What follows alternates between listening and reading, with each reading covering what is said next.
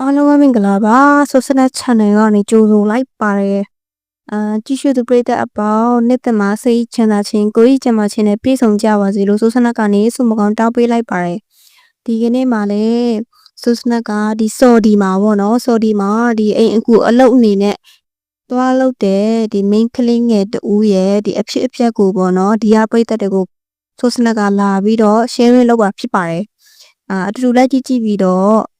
ဘလို့တွေဖြစ်ပျက်ခဲ့တာလဲကိုတွေဘလို့စင်ကျင်ရမှာလဲဒီလိုတွေပါလားဆိုတာကိုအတူတူဝေဖန်ပြီးတော့နားထောင်ကြည့်ကြမယ်နော်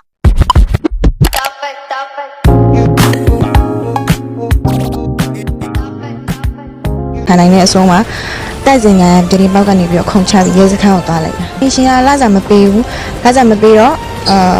အလုံးမလုပ်ပေါ့။တမီးလာစားတောင်းတဲ့အချိန်မှာတွေ့ရှင်မှာပတ်စံမရှိဘူးဆိုပြီးပြောတော့ခိုင်းနေဟုတ်ပြီအဆိုနေရှင်မှာပတ်စံမရှိရင်ငါလုံးမလုပ်နိုင်ဘူးဆိုပြီးတော့အခန်းထဲမှာပဲနေလိုက်တာ။နေလိုက်တော့သူကအခန်းတကာပိတ်ပြီးတော့အခန်းထဲမှာပဲထားတယ်။စာရီပါမကျွေးတော့အာနေရှိရကြတော့မခံနိုင်တဲ့အဆုံးလုံးဝပိုက်စားပြီးတော့မခံနိုင်တဲ့အဆုံးမှာတိုက်စင်ကတရင်ပေါက်ကနေပြီးတော့ခုံချပြီးရဲစခန်းကိုသွားလိုက်တာ။အဲ့ရောက်တော့ချင်းမှာသူတို့ကဖုန်းကတိမ့်လိုက်တာလုံးဝဒီဘက်နေကအဆက်တွေမရတော့မြန်မာနိုင်ငံကနေအဆက်တွေမရတော့ဖုန်းကောင်မလေးကပေါ့နော်သူကဒီအလုံးမလုံးလို့ဒီဆိုဒီကတထေးတွေကပတ်စံမပေးတာမဟုတ်ဘူးသူလို့တယ်ဒါပေမဲ့ဒီတထေးတွေကပတ်စံမရှိဘူးဆိုပြီးတော့လစာကိုဒီတိုင်းမပေးဘဲနေတာမပေးဘဲနေတော့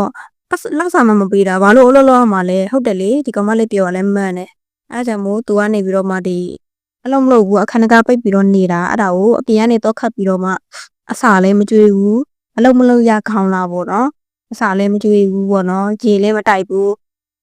ရှေ့ရတောင်မှာပေါ့ဒီဘက်နေကအဆက်တွေမရတော့မြန်မာနိုင်ငံကနေအဆက်တွေမရတော့ဖုန်းတိမ့်လိုက်တယ်တိမ့်ပြီးတော့အဲ့မှာကတလခွဲနေခဲ့ရတယ်တလခွဲနေပြီးတော့မှ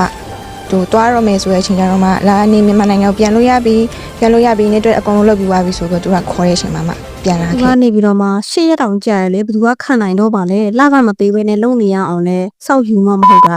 အဲ့ဒါကိုသူကပင်းပေါင်းနေဒီကောင်မလေးကပင်းပေါင်းနေခုံချပြီးတော့မှသူ yes ခေါန်သွားတယ်ဒါပေမဲ့ yes ခေါန်တော့ဆက်ချင်တော့သူကမလုပ်ပြီးဘူးပေါ့တလခွဲလောက်ကြာတယ်ဘာညာစစ်တာနဲ့ဆိုတော့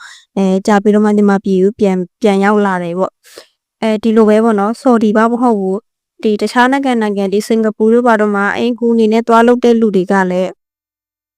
လူမျိုးခက်ခဲမျိုးတွေရှိမှာပဲအားကြောင့်မို့ကိုအပ်တဲ့ agency ကစိတ်ချရလားစိတ်မချရလားဆိုတာကို